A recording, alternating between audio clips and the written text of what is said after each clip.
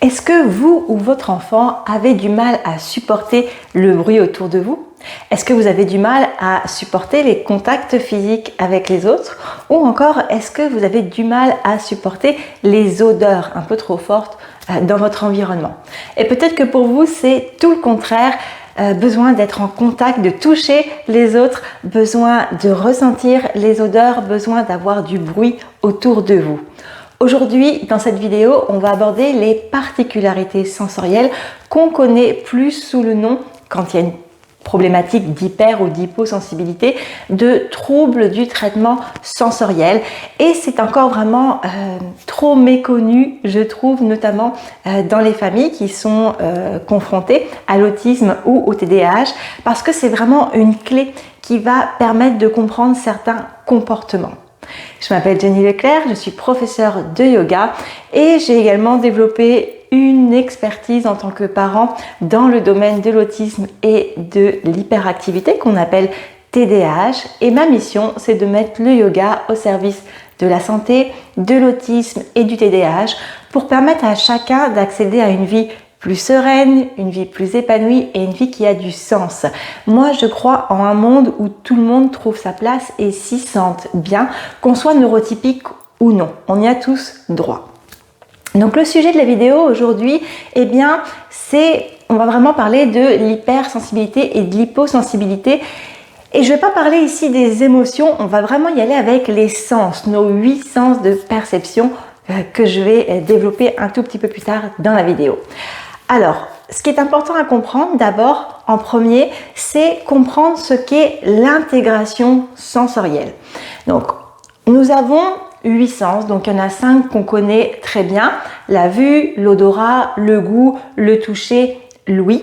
Et il y en a 3 autres, la proprioception, l'interoception et le système vestibulaire. Je ne vais pas rentrer dans le détail aujourd'hui, mais c'est vraiment des sens avec lesquels on est en contact et qui nous permettent de vivre dans notre environnement. Et on peut, pour chacun de ces 8 sens, développer une hyposensibilité ou une hypersensibilité. Dans le cas d'une hypersensibilité, eh bien, on va avoir tendance à avoir besoin de se protéger. Peut-être qu'on va avoir du mal à supporter le bruit, certaines odeurs, supporter le contact avec les autres. Donc, on va plutôt éviter ces sensations-là. Et dans le cas d'une hyposensibilité, eh bien, au contraire, on va rechercher ces sensations.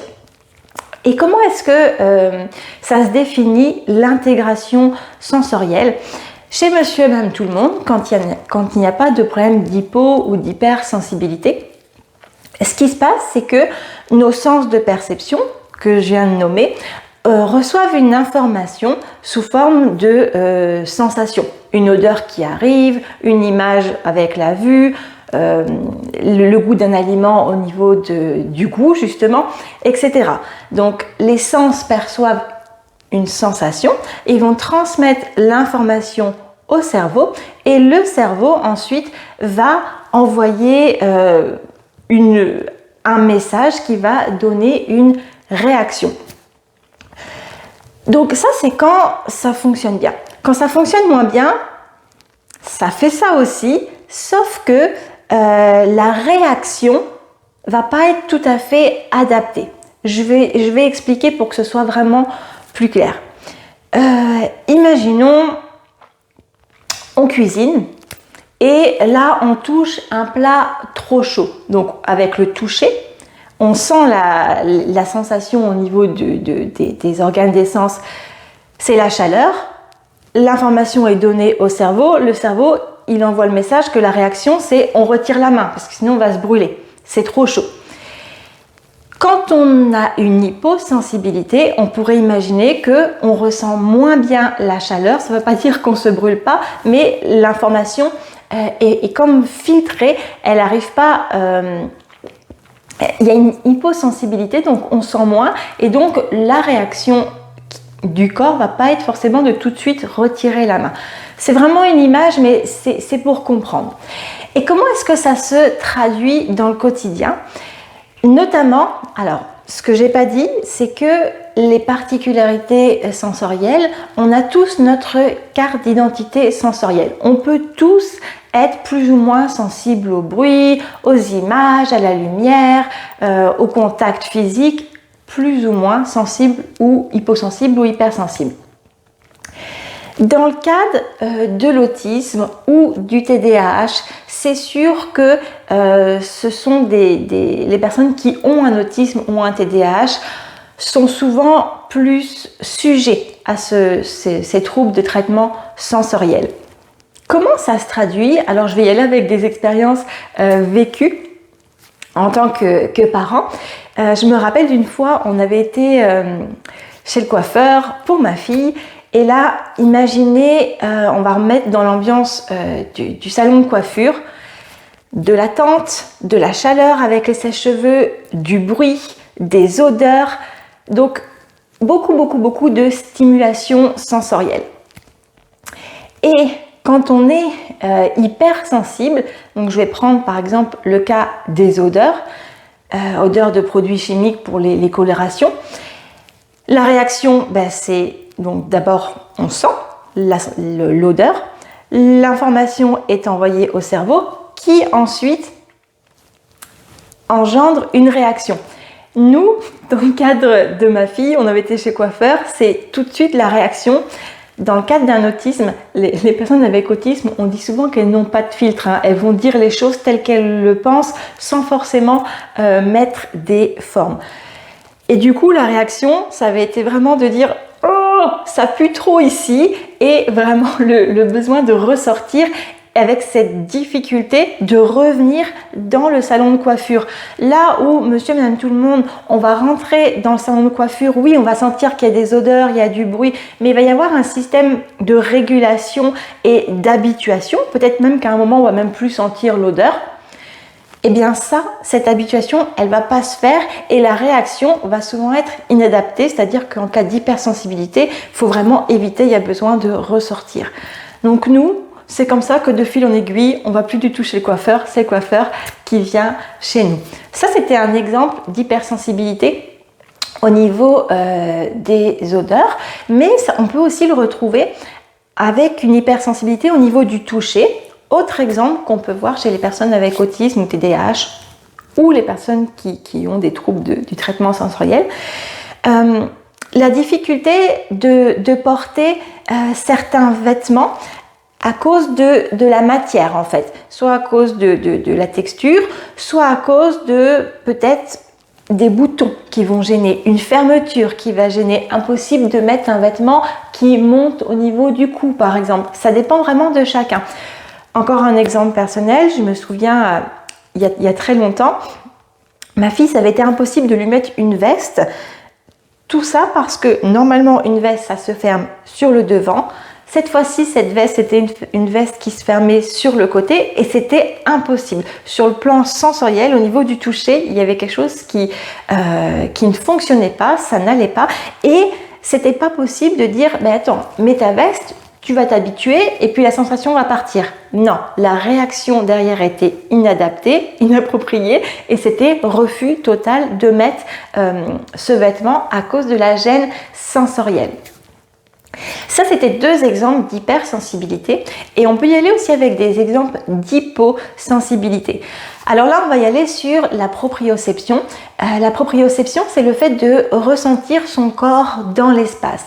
Quelqu'un qui va être hyposensible, par exemple, ça va être quelqu'un qui va avoir du mal à ressentir son corps et qui va avoir besoin d'aller beaucoup au contact.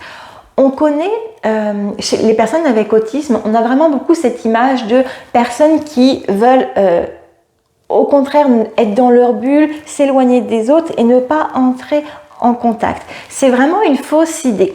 Ça ne définit pas l'autisme.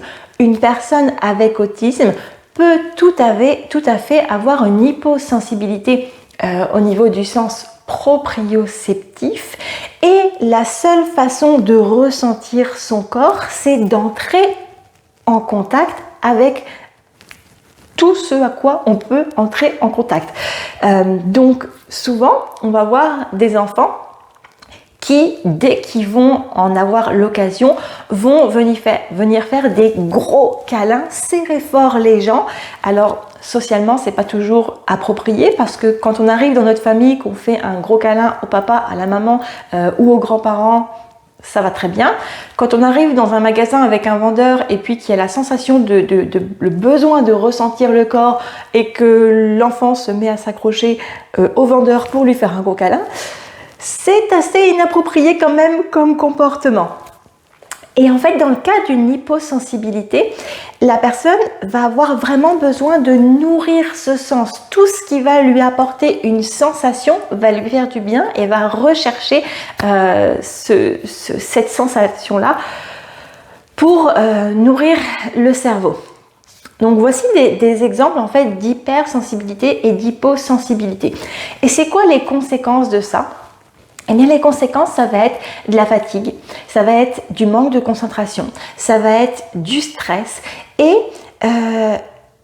encore plus du coup donc chez ces personnes qui ont ces troubles parce que chez monsieur et madame tout le monde qui n'ont pas de troubles du traitement sensoriel, le cerveau les sens et le cerveau vont naturellement traiter l'information et envoyer une réponse, une réaction adaptée. Quand il y a un trouble du traitement sensoriel, ça ne se fait pas.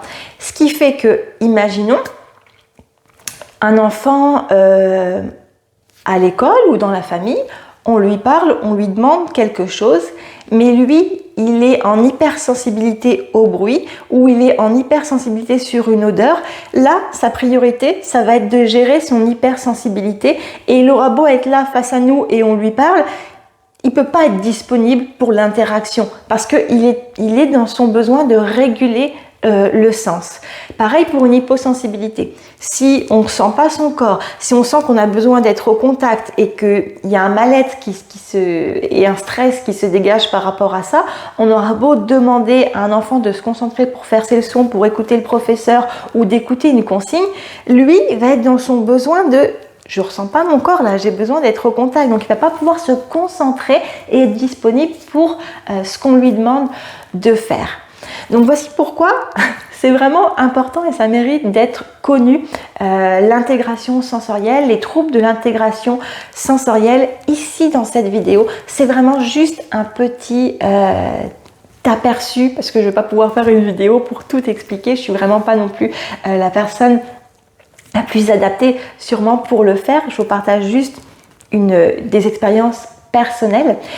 Et ce qui va être important de comprendre, c'est que là où moi j'apporte une expertise, c'est que le yoga va pouvoir répondre à ces problèmes d'hyper ou d'hyposensibilité. En cas d'hypersensibilité, il y a certaines pratiques qui vont permettre justement de soulager l'hypersensibilité. Et puis, je pense notamment l'hypersensibilité au niveau visuel, auditif. Il y a des choses qu'on peut faire en yoga. Également en termes de proprioception, de ressentir son corps dans l'espace, de bouger son corps. Il y a pas mal de choses qui peuvent être faites et également des choses qui peuvent être faites quand on a une hyposensibilité.